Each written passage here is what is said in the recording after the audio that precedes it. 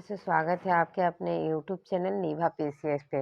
दोस्तों, जैसे आप लोगों को पता है कि हम लोग एडिटोरिया का 5000 प्लस एमसीक्यू सीरीज स्टार्ट किए हैं। तो दोस्तों, सेट नंबर 1 और 2 हम लोग कर चुके हैं। तो चलिए आज हम लोग सेट नंबर 3 करेंगे। तो चलिए बिना समय गंवाए हम लोग स्टार्ट करते हैं। पहला क्वेश्चन है कि निम्नलिखित में से कौन सा सहायक संधि की विशेषता नहीं है। तो सहायक संधि की विशेषता नहीं है पूछा जा रहा है दोस्तों। तो इसका सही आंसर होगा बी, कि देशी रियासतों की आंतरिक शासन कंपनी की अधीन होगी। यही इसका सही आंसर होगा। 2 नंबर क्वेश्चन है कि निम्न में से किस समाचार पत्र पर वर्नाकुलर प्रेस एक्ट के तहत कार्यवाही की गई थी। तो इसका सही आंसर होगा ऑप्शन बी, भारत मिहिर। चलिए देखते हैं नेक्स्ट क्वेश्चन क्या है। थोड़ा सा जूम कर लेते हैं दोस्तों, ताकि आप लोग को भी पढ़ने में आसानी होगी। चलिए 3 नंबर क्वेश्चन है कि इंडिपेंडेंस नामक समाचार पत्र किनके द्वारा प्रकाशित या संपादित किया गया था। तो इंडिपेंडेंस समाचार पत्र पूछा जा रहा है दोस्तों। तो इसका सही आंसर हो जाएगा B, Motilal Nehru. 4 number question है कि बाल हत्या प्रथा किस प्रेसिडेंसी में अधिक थी। तो किस प्रेसिडेंसी में अधिक थी पूछा जा रहा है। तो इसका सही आंसर होगा सी, बंगाल प्रेसिडेंसी।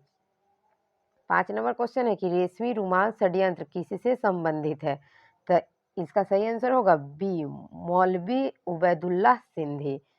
6 नंबर क्वेश्चन है कि असहयोग आंदोलन के लिए प्रस्ताव किस कांग्रेस अधिवेशन में पारित किया गया था। तो असहयोग आंदोलन जैसे पता है दोस्तों आप लोगों को कि 1920 में हुआ था। तो 1920 में हुआ था असहयोग आंदोलन। तो यह किस अधिवेशन में पारित किया गया था। तो इसका सही आंसर हो जाएगा सी, नागपुर अधिवेशन। 7 नंबर क्वेश्चन है कि निम्नलिखित में कौन पारिस्थितिकी तंत्र के विषय में सही नहीं है। तो सही नहीं है पूछा जा रहा है। तो इसका सही आंसर होगा ए, यह एक बंद तंत्र होता है। 8 नंबर क्वेश्चन है कि निम्नलिखित में से कौन प्रसिद्ध जैविक हॉट स्पॉट है। तो जैविक हॉट स्पॉट है, तो इसका आंसर डी हो जाएगा, पश्चिमी घाट। 9 नंबर क्वेश्चन है कि किस चक्र के संचालन में सौर ऊर्जा की महत्वपूर्ण भूमिका होती है। तो इसका सही आंसर होगा बी, जल चक्र। 10 नंबर क्वेश्चन है दोस्तों कि गौतम बुद्ध ने संघ में भिक्षुणी स्त्री की प्रवेश की अनुमति कहाँ दी। तो कहाँ पर दी थी। तो इसका सही आंसर हो जाएगा ए, वैशाली में। इन्होंने वैशाली में महिलाओं को अपने संघ में क्या दिया था, अनुमति दे दी थी। चलिए नेक्स्ट क्वेश्चन देखते हैं। 11 नंबर क्वेश्चन क्या है। 11 नंबर क्वेश्चन में है कि भारत के किस क्षेत्र में सर्वाधिक दैनिक तापांतर पाया जाता है। तो इसका सही आंसर होगा सी, मरुस्थलीय क्षेत्र में। 12 नंबर क्वेश्चन है कि 3 जनवरी को उपसौर की घटना होती है। तो 3 जनवरी को उपसौर की घटना होती है, तो इसमें क्या होता है। तो इसमें होता है दोस्तों कि इस दिन पृथ्वी सूर्य की सबसे न्यूनतम दूरी यानी सबसे कम दूरी पर होती है। एक होता है अपसौर, जो कि 4 किसमें होता है, जुलाई को, 4 जुलाई को होता है। इसमें जो होता है पृथ्वी सूर्य से सबसे अधिकतम दूरी पर होता है। तो चलिए देखते हैं 13 नंबर क्वेश्चन। 13 नंबर क्वेश्चन क्या है। 13 नंबर क्वेश्चन में है कि कौन सी भूकंप तरंगे सबसे अधिक विनाशकारी होती है। तो सबसे अधिक विनाशकारी जो होता है वह होता है एल तरंगे। तो इसका सही आंसर सी हो जाएगा। 14 नंबर क्वेश्चन है कि निम्नलिखित में कौन सही सुमेलित है। रेड क्लिफ रेखा भारत और चीन के बीच है, डुरंड रेखा भारत पाकिस्तान के बीच है, मैगिनॉट रेखा भारत और जर्मनी के बीच है, हिडन वर्ग रेखा भारत और बेल्जियम के बीच है। तो इसका सही आंसर होगा सी, मैगिनॉट रेखा जो है फ्रांस और जर्मनी के बीच है। चलिए 15 नंबर क्वेश्चन देखते हैं। 15 नंबर क्वेश्चन में क्या कह रहा है। 15 नंबर क्वेश्चन है कि निम्नलिखित में से कौन सी पर्वत श्रृंखला सबसे लंबी है। तो लंबी पर्वत श्रृंखला पूछा जा रहा है। इसका सही आंसर होगा डी, लंबी पर्वत श्रृंखला का सही आंसर क्या होगा, डी, एंडीज पर्वत श्रृंखला। चलिए 16 नंबर क्वेश्चन है कि किस अधिनियम द्वारा केंद्रीय बजट को राज्यों के बजट से अलग कर दिया गया था। तो केंद्रीय बजट को राज्य के बजट से अलग किया गया था, यह था भारत शासन अधिनियम 1919, यानी ऑप्शन बी बिल्कुल सही है। 17 नंबर क्वेश्चन है, इसमें दिया हुआ कि निम्नलिखित में से किस योजना के आधार पर संविधान सभा का गठन किया गया था। तो संविधान सभा का गठन कैबिनेट मिशन योजना के तहत किया गया था। ऑप्शन ए बिल्कुल सही है। 18 नंबर क्वेश्चन है कि अंतरिम सरकार के गठन की घोषणा कब की गई थी। तो अंतरिम सरकार की गठन की घोषणा 24 अगस्त 1946 को किया गया था। ऑप्शन बी बिल्कुल सही है। 19 नंबर क्वेश्चन है कि निम्नलिखित में से कौन सा कथन सही है। तो इसमें सही पूछ रहा है दोस्तों। तो सही क्या है, जब राज्य में राष्ट्रपति शासन लागू हो तो संसद को संबंधित राज्य के लिए राज्य सूची पर कानून बनाने की शक्ति प्राप्त होती है, यह पूछा जा रहा है। तो ये बिल्कुल सही है। राष्ट्रपति शासन के उपरांत भी संसद द्वारा बनाया गया कानून प्रभावी रहता है, ये भी सही है। तो इसका सही आंसर क्या हो जाएगा? सी, यानी कि दोनों इसमें क्या है? सही है। ऑप्शन 1 और 2 दोनों। चलिए 19 नंबर क्वेश्चन देखते हैं। 19 नंबर में क्या दिया हुआ है? 19 नंबर में है कि अनुच्छेद 54 का संबंध निम्नलिखित में से किससे है? तो अनुच्छेद 54 का जो संबंध है दोस्तों, वह है राष्ट्रपति के निर्वाचन से। ऑप्शन ए इसका बिल्कुल सही होगा। चलिए 21 नंबर क्वेश्चन है कि निम्नलिखित कथनों में से कौन सा कथन गलत है? तो गलत कथन को पहचानना है। तो इसका सही आंसर होगा सी, कि राज्य लोक सेवा आयोग के अध्यक्ष या सदस्यों के वेतन भत्ता राज्य संचित निधि से दिया जाता है, जबकि पेंशन भारत के संचित निधि से दिया जाता है। यही कथन गलत है दोस्तों। चलिए 22 नंबर क्वेश्चन देखते हैं। 22 नंबर क्वेश्चन में क्या है? 22 नंबर क्वेश्चन है कि वित्त आयोग के संबंध में निम्नलिखित कथन पर विचार कीजिए। एक में दिया हुआ है कि वित्त आयोग के एक अध्यक्ष पद व 2 सदस्य होते हैं। 2 में है इनका कार्यकाल राष्ट्रपति के आदेश के तहत तय होता है। 3 में है कि इनकी पुनर्नियुक्ति नहीं हो सकती है। और उपयुक्त में से कौन सा कथन गलत है? तो गलत कथन को पहचानना है। तो इसका सही आंसर हो जाएगा बी, कि केवल 1 और 3 क्या है? गलत है। 1 और 3 गलत है और बी क्या है? सही है। चलिए 23 नंबर क्वेश्चन है कि निम्नलिखित में से कौन आरबीआई की मौद्रिक नीति की मात्रात्मक उपकरण है? तो वैधानिक तरलता अनुपात, नगद आरक्षित अनुपात, खुले बाजार की क्रियाएं। तो इसमें कौन सा जो है आरबीआई की मौद्रिक नीति के मात्रात्मक उपकरण है, यही बताना है। इसका सही आंसर हो जाएगा डी, ये तीनों है, 1, 2 और 3। डी सही बिल्कुल होगा। चलिए नेक्स्ट क्वेश्चन देखते हैं। 24 नंबर में क्या है? 24 नंबर क्वेश्चन है कि प्रधानमंत्री किसान संपदा योजना का मुख्य उद्देश्य क्या है?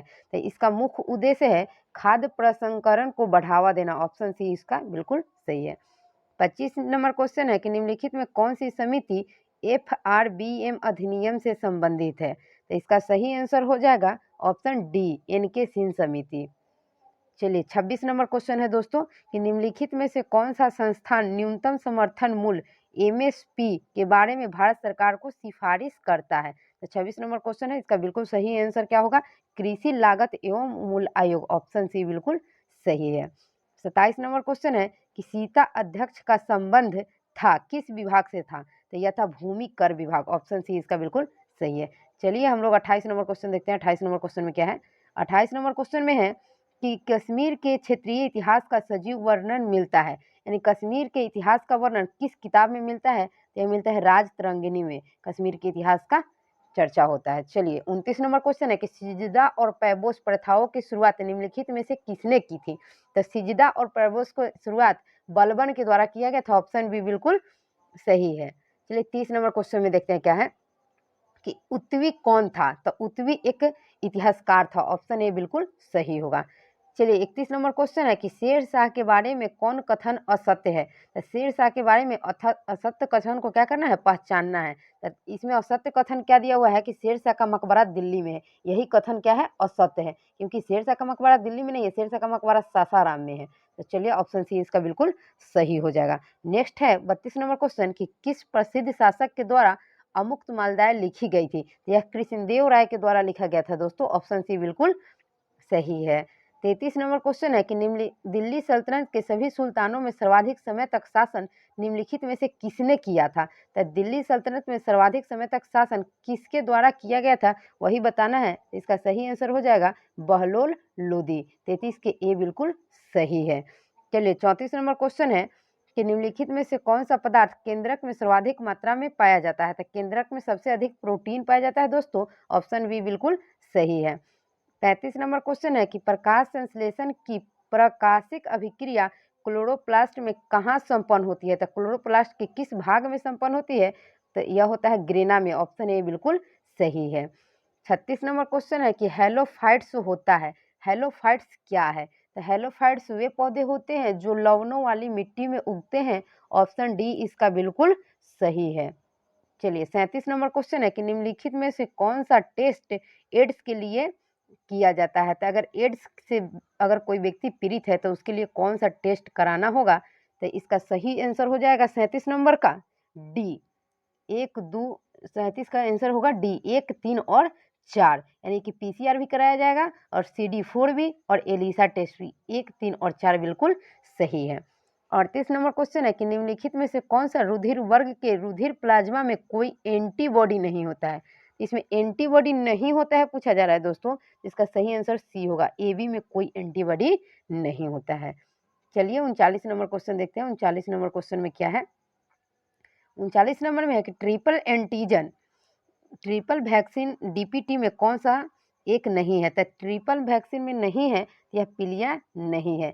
डिप्थीरिया, काली खांसी और टिटेनस आता है दोस्तों, और इसमें पीलिया नहीं आता है। चलिए 40 नंबर क्वेश्चन देखते हैं।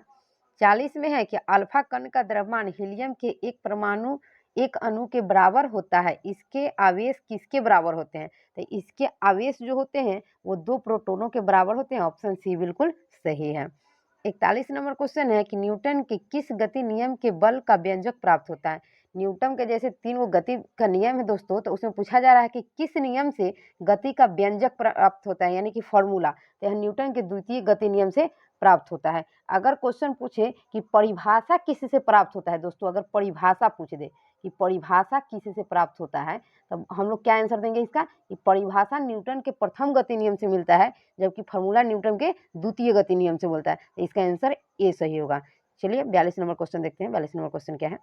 42 में है कि सिलिकॉन, जर्मेनियम, कार्बन आदि पदार्थों की प्रतिरोधकता ताप बढ़ने पर क्या होती है। तो ताप बढ़ने पर इसकी प्रतिरोधकता जो होता है दोस्तों, वह क्या होता है, तो बढ़ता है। तो ऑप्शन ए इसका बिल्कुल सही होगा। 43 नंबर में है कि निम्न में से किस तत्व का सर्वाधिक समस्थानिक है। तो सबसे अधिक समस्थानिक पोलिनियम का है। ऑप्शन डी इसका बिल्कुल सही होगा। 44 नंबर क्वेश्चन है कि हाइड्रोजन को जलाने में क्या बनेगा। हाइड्रोजन को अगर हम जलाएंगे तो उसमें से क्या बनेगा। तो हाइड्रोजन को जलाने पर दोस्तों क्या बनता है, तो पानी। चलिए ऑप्शन ए बिल्कुल सही है। 45 नंबर क्वेश्चन है कि ग्रेफिन होता है। ग्रेफिन क्या है। तो ग्रेफिन जो होता है दोस्तों, वह है कार्बन का नैनो प्रतिरूप। तो ऑप्शन बी इसका बिल्कुल सही है। 45 का ऑप्शन बी बिल्कुल सही होगा। 46 नंबर क्वेश्चन है विश्व रक्तदान दिवस कब मनाया जाता है। तो विश्व रक्तदान दिवस जो है 14 जून को मनाया जाता है। ऑप्शन डी बिल्कुल सही है। 47 नंबर क्वेश्चन है कि निम्नलिखित को सुमेलित करे, यानी कि मिलाना है। तो चलिए दोस्तों इसको थोड़ा हम जूम कर देते हैं ताकि आपको भी पढ़ने में आसानी होगा। मिलाइए क्या है कि प्लाज्मा अनुसंधान संस्थान कहाँ है। तो प्लाज्मा अनुसंधान संस्था जो है यह गांधीनगर में है। बिल्कुल सही है। चलिए राष्ट्रीय समुद्र विज्ञान संस्था कहाँ है। तो राष्ट्रीय समुद्र विज्ञान संस्था जो है यह कहाँ है दोस्तों, तो पणजी में है। यह कहाँ है, तो पणजी में है। राष्ट्रीय कहाँ है, ये पणजी। तो चलिए इसका आंसर मिला देते हैं हम, पणजी में है। एक 4 हो जाएगा बी का, एक का तो एक सही है। चलिए केंद्रीय खाद्य प्रौद्योगिक अनुसंधान कहाँ है, तो यह मैसूर में है, बी में मिलेगा। और भारतीय मौसम विज्ञान संस्था कहाँ है, तो यह दिल्ली में है। तो चलिए मिला लेते हैं, इसका डी बिल्कुल सही होगा। नेक्स्ट है 48 नंबर में क्वेश्चन कि पंचरात्र का संबंध किस धर्म से है। तो इसका जो संबंध है वैष्णव धर्म से है। ऑप्शन ए बिल्कुल सही होगा। चलिए हम लोग देखते हैं 49 नंबर क्वेश्चन में क्या है। 49 नंबर क्वेश्चन है कि एकमात्र भारतीय जिसे रसायन के क्षेत्र में नोबेल पुरस्कार प्रदान किया गया है, तो ये कौन है। तो नोबेल पुरस्कार किनको मिला है, तो वेंकट रमन रामकृष्ण को मिला है। ऑप्शन ए बिल्कुल सही होगा। 50 नंबर क्वेश्चन और लास्ट क्वेश्चन है दोस्तों कि भारतीय नौसेना की पहली महिला पायलट लेफ्टिनेंट शिवांगी स्वरूप बनी जो किस राज्य की रहने वाली है। तो बिहार राज्य की रहने वाली है दोस्तों। चलिए अब हम लोग का सेट यहीं पे समाप्त होता है। तो आज के लिए इतना ही, मिलते हैं नेक्स्ट वीडियो में।